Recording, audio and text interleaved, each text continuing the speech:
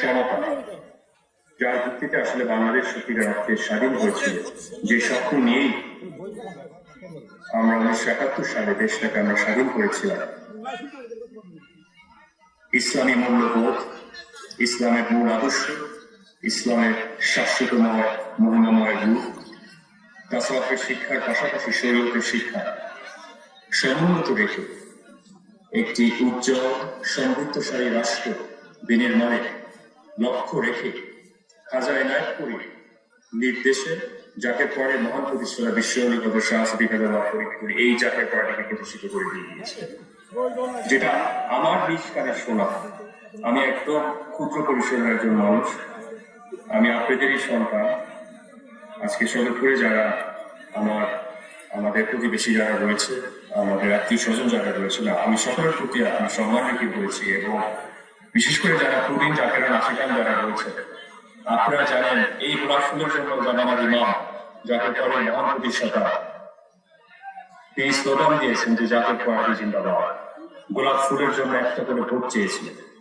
এই কারণে দেশের মানুষের একটি বিকল্প কল্যাণময় একটি রাষ্ট্র বিনির্মাণ, যেখানে সমতা, ন্যায্যতা, আইনের শাসন, মানুষের প্রতি সম্মান, অন্য ধর্মাবলম্বীদের প্রতি সম্মান, ইজ্জত, তাসাউফের যে শিক্ষা, ইসলামের যে প্রকৃত যে শিক্ষাগুলো রয়েছে, নবী করিম সাল্লাল্লাহু আলাইহি সাল্লামের যে ইমানি নির্দেশ, সেই ইমানি নির্দেশ বাস্তবায়ন করার লক্ষ্যে এই জাতীয় পার্টিকে প্রতিষ্ঠিত করেছে।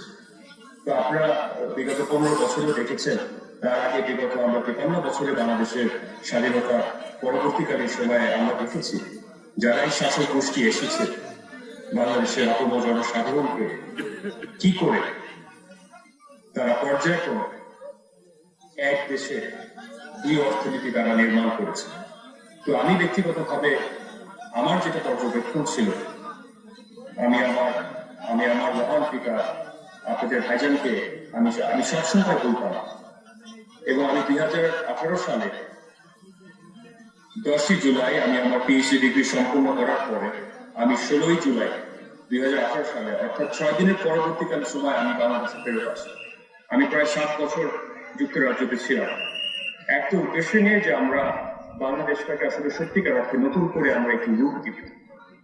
বা বাংলাদেশের মানুষের যখন আমরা হাহাকার দেখলাম, তৃণমূল পর্যায়ের মানুষের যখন অর্থনৈতিক হাহাকার দেখলাম, তাদের রাজনৈতিক অধিকার যখন আমরা দেখছি পর্যায়ক্রমে হরণ করছে, অথচ বাংলাদেশে এত পরিমাণে অর্থ রয়েছে, আমার সবসময় প্রশ্ন থাকতো যে আমাদের আল্লাহ রাব্বুল আলামিন আমাদের এত বিরাট করে একটি জনগোষ্ঠী দিয়েছে, এত সম্ভাবনাময় একটা ভবিষ্যৎ, এত অর্থ উপাত্ত বাংলাদেশের মানুষের আমাদের বর্তমানে বাজেটে রয়েছে, তো আছে এখন পর্যন্ত কেন মানুষ দুই বেলা ঠিক করে খেতে পারে? এটা একটা তাগিদ ছিল।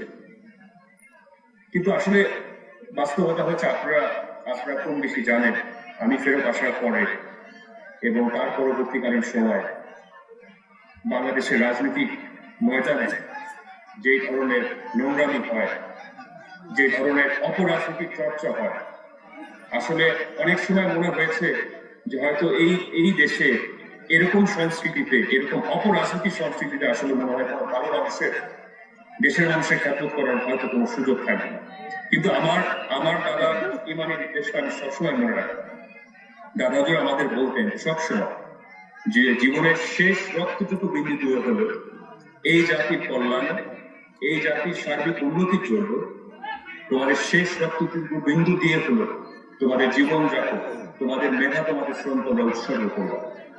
এবং সর্বকালের সর্বশ্রেষ্ঠ মহামানব হযরত মুহাম্মদ সাল্লাল্লাহু আলাইহি সাল্লামের ইমানি নির্দেশ, এই সত্যের ঝান্ডা বাংলাদেশের প্রত্যেকটা গ্রামে গ্রামে, পাড়া মহল্লাতে এই জাকের পার্টি সত্যের ঝান্ডা তোমরা উত্তোলন করে ছাড়বা ইনশাআল্লাহ।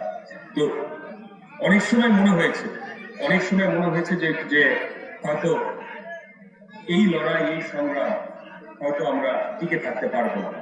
বিচারিক কাঠামোকে যেভাবে বাংলাদেশে রাজনীতি হাতিয়ার হিসাবে ব্যবহার করা হয়েছে, রাষ্ট্রযন্ত্র যেভাবে জুলুম নির্যাতন করেছে, আমি খালি বিগত 15 বছরের কথা বলছি, আমি বলছি বাংলাদেশের 53 বছর ইতিহাসে এমন একটি পরিস্থিতি থেকে আসলে একটি